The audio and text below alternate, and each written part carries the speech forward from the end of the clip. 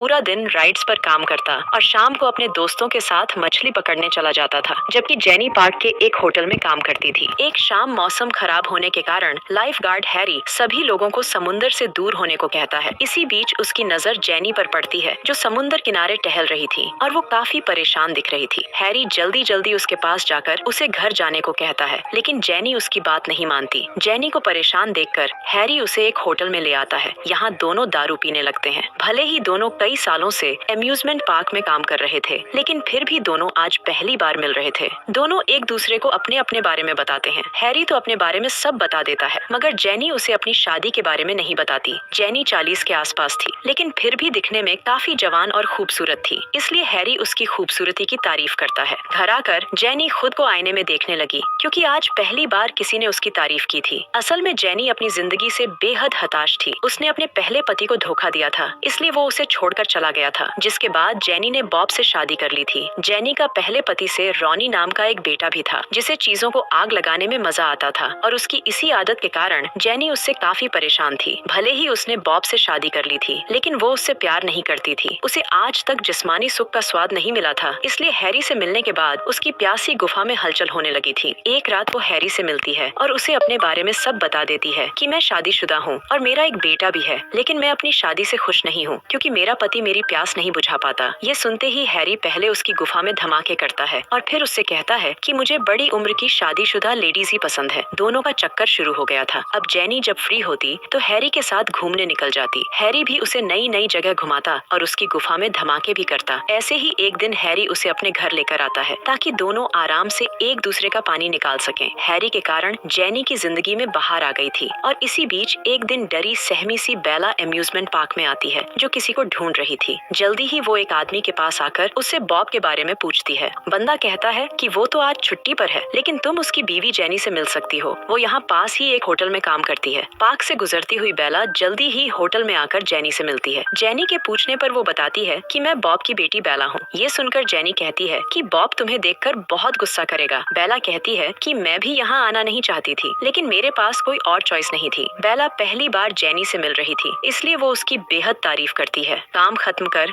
Jenny उसे अपने घर ले जाने लगी। जेनी अपने आसपास के शोर शराबे से काफी परेशान थी, इसलिए अक्सर ही उसके सर में दर्द रहता था। जल्दी ही वो दोनों घर पहुंच गईं। घर आकर जेनी उसे अपने बेटे रॉनी के बारे में बताती है, जो उसके पहले पति से था। कुछ ही देर बाद बॉब भी घर आ गया, और जैसे ही उसकी नजर बेला पर पड़ती है तो वो उसे बुरा भला कहने लगा। असल में बेला ने 5 साल पहले घर से भागकर एक गैंगस्टर से शादी कर ली थी, जबकि बॉब और बेला की माँ ने बेला को पढ़ाने के लिए अपना घर तक बेच दिया था। बेला का अपने पति रफाल से झगड़ा हो गया था, इसलिए वो उससे बचने के लिए बॉब के पास आ गई थी। रफाल को लगने लगा था कि बेला गुस्से में आकर पुलिस को उसके बारे में बता सकती है, इसलिए वो साला उसे मारना चाहता था। काफी देर बहस करने के बाद बॉब उसे अपने घर में रखने के लिए मान गया, लेकिन उसकी एक शर्त थी कि बेला को काम भी करना होगा और अपनी आगे की पढ़ाई भी पूरी करनी होगी। बेला बॉब की शर्त मान लेती है, लेकिन उसके यहाँ रहने से जेनी बिल्कुल भी खुश नहीं थी। उसे डर था कि रफाल बेला के साथ साथ उन्हें भी नुकसान पहुँचा सकता है। रॉनी चीजों को आग लगाने के साथ साथ बॉब के पैसे भी चुराता रहता था, इसलिए इनके घर में झगड़े होने आम बात थी। बॉब के कहने पर बेला जेनी के साथ ही काम करने लगी थी। जवान बेला को देखकर होटल में आने वाले लोग अक्सर ही उसकी तारीफ करते रहते थे। सभी लोग आराम से रह रहे थे। बेला काम के साथ साथ पढ़ने भी लगी थी। जेनी और हैरी का चक्कर भी अच्छे से चल रहा था, जबकि बॉब भी खुशी खुशी राइड्स का काम संभाल रहा था। ऐसे ही एक दिन 2 बंदे बीच पर आते हैं और बॉब के पास आकर उससे बेला के बारे में पूछते हैं। बॉब के पूछने पर वो बताते हैं कि हम रफाल की बीवी बेला को ढूंढ रहे हैं। रफाल का नाम सुनते ही बॉब कहता है कि जब से उसने भागकर तुम्हारे बॉस से शादी की है, तब से मैंने उसे नहीं देखा। तभी वहाँ जेनी रॉनी को लेकर आती है। वो लोग जेनी से भी बेला के बारे में पूछते हैं। बॉब के इशारा करने पर वो भी झूठ बोलती है कि बॉब ने उसे बेदखल कर रखा है, हमने उसे कभी नहीं देखा। उनकी बात मानकर दोनों बंदे वहाँ से चले गए। शाम को जेनी हैरी से मिलती है। दोनों एक पुल के नीचे मिल रहे थे, ताकि छुपकर एक दूसरे का पानी निकाल सकें। अगले दिन जेनी बेला के साथ बाजार जाती है, और इसी बीच उनकी मुलाकात हैरी से हो जाती है। जेनी बेला और हैरी में जान पहचान करवाती है। जवान बेला को देखकर हैरी उसे देखता ही रह गया, और जेनी ने ये चीज नोट कर ली थी। बेला को भी हैरी अच्छा लगा था, इसलिए वो दूसरे ही दिन उससे मिलने बीच पर आ गई। हैरी उसे पढ़ने के लिए एक किताब देता है। बेला इस बारे में जेनी को बताती है। वो ये भी बताती है कि मुझे हैरी अच्छा लगने लगा है, जबकि ये जानकर जेनी परेशान हो गई। इस बात से वो इतनी परेशान हो गई कि रात तक बेला को छोटी छोटी बातों पर डांटती रही। अगले दिन वो हैरी से मिलती है और उसे बेला से दूर रहने की सलाह देती है। असल में उसे डर लगने लगा था कि बेला के कारण हैरी उसे छोड़ देगा। वो उसे बताती है कि बेला का गैंगस्टर पति उसे पागलों की तरह ढूंढ रहा है। अगर उसे पता चला कि तुम्हारी बेला से दोस्ती है तो वो साला तुम्हें मार देगा। कुछ दिनों बाद बेला बारिश में काम की तरफ जा रही थी और इसी बीच हैरी उसे देख लेता है। हैरी के कहने पर बेला उसकी गाड़ी में बैठ गई और दोनों बातें करने लगे। बातों बातों में बेला उसे अपने पति के बारे में बताने लगती है। बेला की बातें सुनकर हैरी हैरान होने लगा, क्योंकि बेला ने अपने पति के साथ वो जिंदगी जी थी जिसे हैरी जैसे लोग फिल्मों में देखते थे। क्योंकि बेला का पति बेहद अमीर बंदा था। हैरी से बातें करने में बेला को देरी हो गई थी, इसलिए जेनी उसे काफी बुरा भला कहती है। असल में जेनी तो बेला और हैरी की दोस्ती से गुस्सा थी। वो बेला को सच नहीं बता सकती थी, इसलिए उसे बिना वजह डांट रही थी, जबकि बेला को कुछ समझ नहीं आ रहा था कि जेनी ऐसा क्यों कर रही है। जेनी का आज जन्मदिन था, इसलिए घर में छोटा सा सेलिब्रेशन चल रहा था। सभी लोग खुश थे, जबकि जेनी बढ़ती उम्र से दुखी थी। वो अपने कमरे में आकर बैठ गई। कुछ देर बाद बेला उसके पास आती है और उसे जन्मदिन की बधाई देती है। बधाई देने के बाद वो हैरी के बारे में बात करने लगती है। बेला बताती है कि मुझे लगता है कि हैरी भी मुझे पसंद करने लगा है। जेनी का दिमाग तो पहले ही ठिकाने पर नहीं था, जबकि बेला की बातें उसे पागल कर रही थी। वो गुस्से में आकर कहती है कि हैरी की एक लवर है और वो दोनों जल्दी ही शादी भी करने वाले हैं। कुछ दिनों बाद जेनी बॉब के पैसे चुराकर एक महंगी घड़ी खरीदती है और फिर हैरी को तोहफे में दे देती है, क्योंकि हैरी का आज जन्मदिन था। हैरी इतना महंगा तोहफा लेने से मना कर देता है। हैरी के इनकार से जेनी का दिमाग खराब हो जाता है और वो गुस्से में आकर घड़ी को फेंक देती है। इसके बाद जब वो घर आती है तो देखती है कि बॉब रॉनी को पैसों की चोरी के लिए डांट रहा था। जेनी ये देख नहीं पाती। वो बॉब को बता देती है कि पैसे रॉनी ने नहीं बल्कि मैंने चुराए थे। इस बात को लेकर दोनों में बहस होने लगी। गुस्से में आकर जेनी दारू पीने लगी थी और इसी बीच बेला घर आती है और अपना पर्स ढूंढने लगती है, क्योंकि आज उसे हैरी के साथ डेट पर जाना था। बेला की बात सुनकर जेनी और भी गुस्से में आ गई। थोड़ी देर बाद जेनी जब काम पर आती है तो वो होटल में रफाल के बंदों को देखती है जो एक औरत से बात कर रहे थे। उनके जाते ही जेनी औरत से बात करने लगी। औरत कहती है कि मैंने उन्हें बेला के बारे में सब बता दिया। ये सुनकर जेनी को बेला की फिक्र होने लगी। वो जल्दी जल्दी उसी होटल में फोन करती है। यहाँ बेला हैरी के साथ डेट पर गई हुई थी। जैसे ही दूसरी तरफ से कोई फोन उठाता है तो जेनी कुछ सोचकर चुप कर जाती है। शाम को बेला हैरी से विदा लेकर अपने घर की तरफ जाने लगी। वो इस बात से अनजान थी कि उसका कोई पीछा कर रहा है। अगले दिन बॉब बेला को ढूंढता ढूंढता हैरी के पास आता है, क्योंकि बेला कल से घर नहीं आई थी। लेकिन हैरी को भी उसके बारे में कुछ नहीं पता था। कहानी के आखिर में काफी ढूंढने पर भी जब उसे बेला कहीं नहीं मिलती तो वो समझ जाता है कि बेला को रफाल के बंदों ने पकड़कर अगवा कर लिया या फिर उन सालों ने उसे मार दिया। और इसी के साथ इस कहानी का यही अंत हो जाता है। हमारी वीडियो देखने के लिए बहुत बहुत धन्यवाद।